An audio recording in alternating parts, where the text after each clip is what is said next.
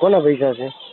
મારા પૈસા છે બેન ભાઈ, અને મેં છે તે લાખ રૂપિયાની લોન લીધી ને મારે ઘરવાળા ગુજરી ગયા. લોન લઈને નીકળી લાખ રૂપિયાની, અને મેં બેમાં નાખ્યા ને તરત એ ગળાપો ખાઈને ઓફ થઈ ગયા. મારે એક દીકરો છે એ ગળાપો મગજ માનસિક છે, મારે વાંહે કોઈ નથી બેન.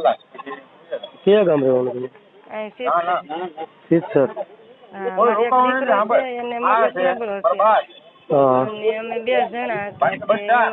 ઘરવાળા ઓફ થઈ ગયા ને અત્યારે મેં લોન લીધી. બેંક વાળા એમ કે બેન તમારે લોન તો ભરવી જ પડે. લોન તો ભરવી જ પડે ને, પણ તમારે કેટલો ટાઈમ થયો? એક હપ્તો નહીં થયો. મારે 2 હપ્તા આવ્યા હતા. હા, 2 હપ્તા આવ્યા હતા ખાલી. બરાબર.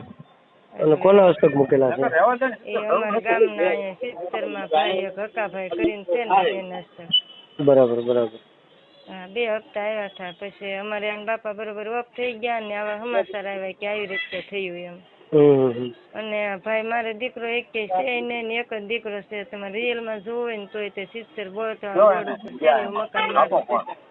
કાંઈ વાંધો નહીં બેન, જે કાંઈ પણ હશે અમે બધાના ન્યાય માટે દોડીએ છીએ. તમારી જેવા ઘણા બધા લોકો છે કે જે ખરેખર મજૂરી કરે છે, ઘરની લોન લીધેલી છે, ઘરેણા મૂક્યા છે, તો આ બધા લોકોના પૈસા છે, એના માટે જ આપણે લડાઈ લડીએ છીએ.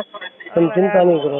હા, જરાક થાય તો ભાઈ અમારી ગરીબ સ્થિતિ જોઈને જરાક મદદ કરજો. ના ના, પાકું પાકું બેન. હા, એટલે ફોન કર્યો ભાઈ. ભલે ભલે.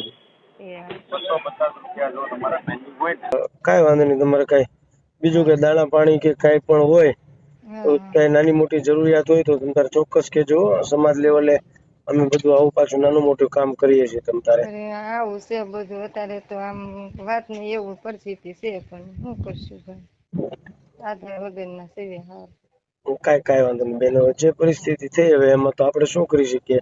આવા લેભાગુ તત્વો હોય અને આવા લોકો હોય જે નાના માણસોના પૈસાને કઈ રીતે બચાવી પાડવા.